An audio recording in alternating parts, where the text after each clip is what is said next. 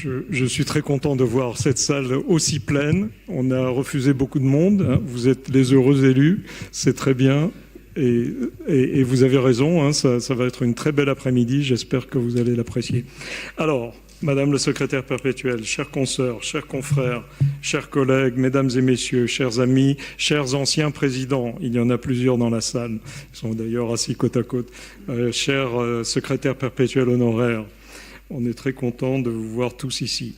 Alors, c'est avec beaucoup de plaisir que j'ouvre cette séance, consacrée au nouveau système international d'unité, le système SI. Avant de donner la parole à Christophe Salomon, j'aimerais dire quelques mots de la 26e conférence générale des poids et mesures qui marque un tournant historique dans la définition du système international. La CGPM s'est tenue à Versailles des 13 au 16 novembre dernier. Cette conférence est traditionnellement présidée par le président de l'Académie des sciences et c'est à moi qu'en est revenu l'honneur. Il en est ainsi parce que l'Académie a joué un rôle essentiel dans la naissance du maître et dans l'avènement du système métrique. À ce stade, j'aimerais rappeler que le maître est né de l'initiative de 5 académiciens.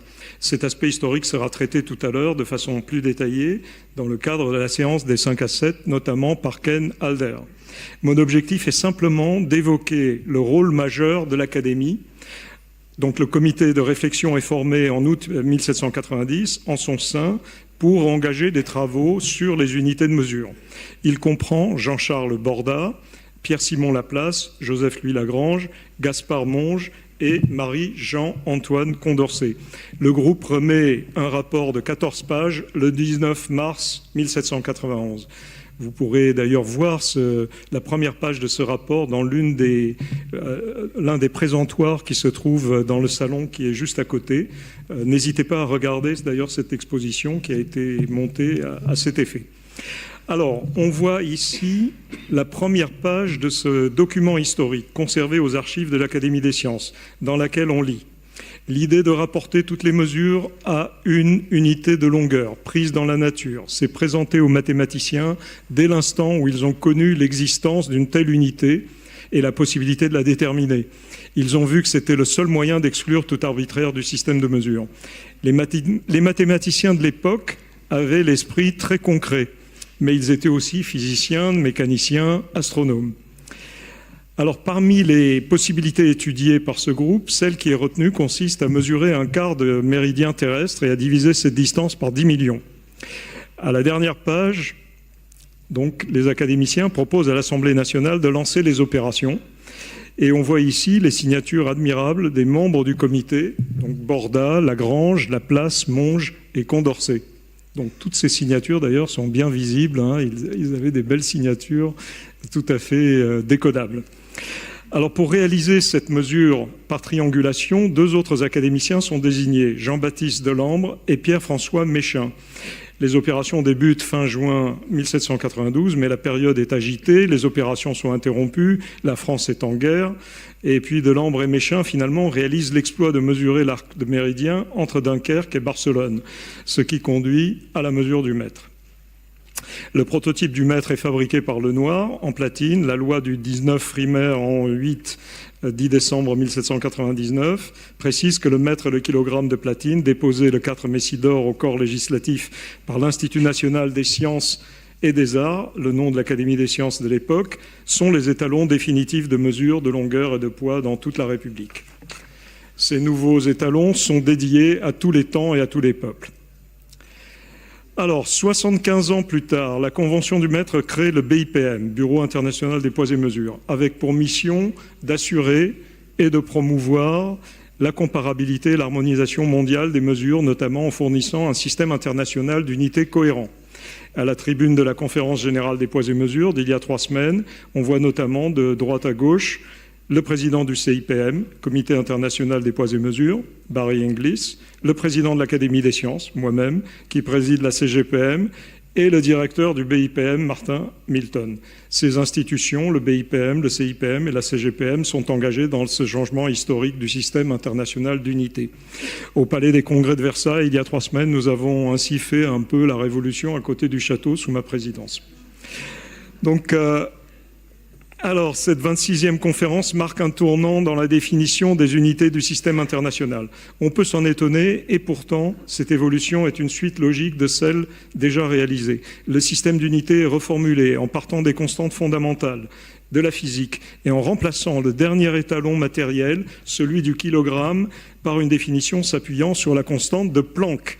Il s'agit d'un événement majeur pour la métrologie mondiale, et c'est précisément le sujet de la conférence d'aujourd'hui. Avec les nouvelles définitions des unités qui viennent d'être adoptées, le système international devient plus cohérent avec la physique quantique et relativiste, comme avec les techniques les plus récentes de l'interférométrie des ondes de matière.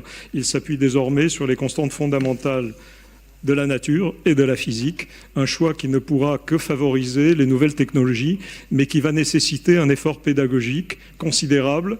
Et alors, je recommande à tous ceux qui vont parler de faire cet effort pédagogique. Ça ne sera pas facile. Vous allez devoir vous accrocher pour permettre à tous de comprendre ce rapprochement avec les fondements qui unifient la nouvelle métrologie et d'en tirer les bénéfices. La résolution portant sur la révision du système international a été votée à l'unanimité le vendredi 16.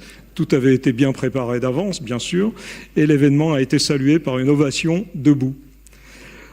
Donc, le 13 novembre, nous avions reçu les délégués des 59 nations représentées à la CGPM pour une soirée sous la coupole, très réussie, un point fort de leur séjour à Paris.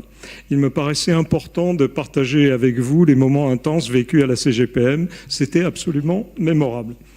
Alors, nos confrères Christian Bordet et Christophe Salomon, du comité de métrologie qu'on a remis en route cette année, ont organisé la conférence d'aujourd'hui consacrée à la métrologie. C'est une sorte de débriefing.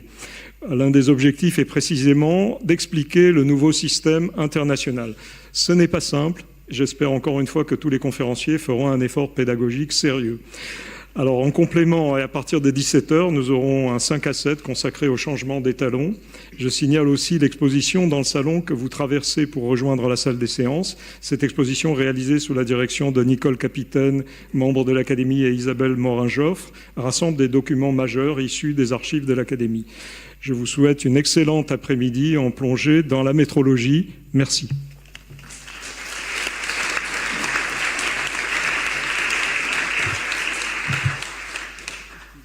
Et donc, je passe la parole maintenant à Christophe Salomon.